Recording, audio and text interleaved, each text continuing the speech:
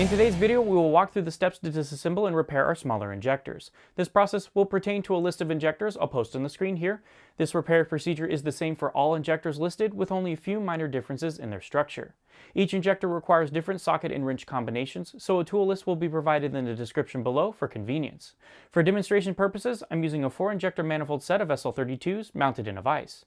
In most cases, these will be mounted on a bulkhead similar to what you see behind me. Before we begin, let's listen to our safety notice.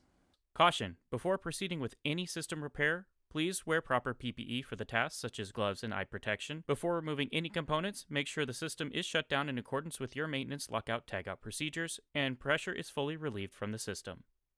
Let's begin by removing the injector from the manifold. Slide a wrench on the injector body or wedge a shim or screwdriver in between the injector bodies to keep them from twisting. Place a socket or wrench on the inlet adapter. Loosen the adapter, then remove the injector from the manifold.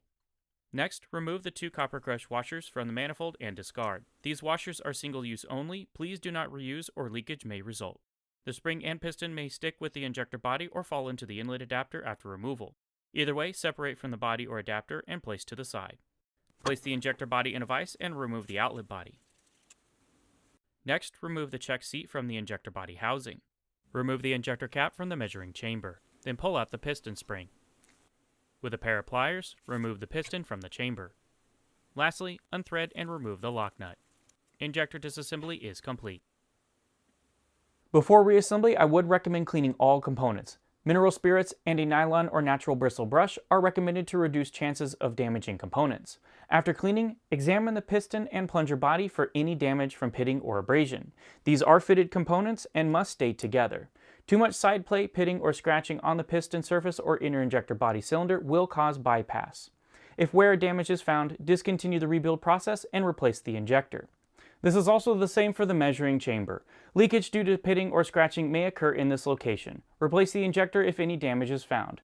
Now that the parts have been inspected and found acceptable for a rebuild, let's begin the assembly process with the measuring chamber piston. The repair kit supplies a new piston and seal. Attach the seal to the piston, then press into the measuring chamber. Slide the new spring over the piston, install the lock nut, then install the new injector cap. Moving to the top of the injector, install the O-ring onto the check seat, then place this O-ring up inside the top. Thread on the outlet body and torque to 10 foot-pounds. Last part to assemble is the adapter. Place the main piston into the chamber, then slide the replacement spring over the piston. Lastly, slide 1 copper gasket over the threads of the adapter. This completes the assembly of the adapter and is ready for install on the injector manifold. Ensure the mating surfaces in the manifold are clean of debris and damage.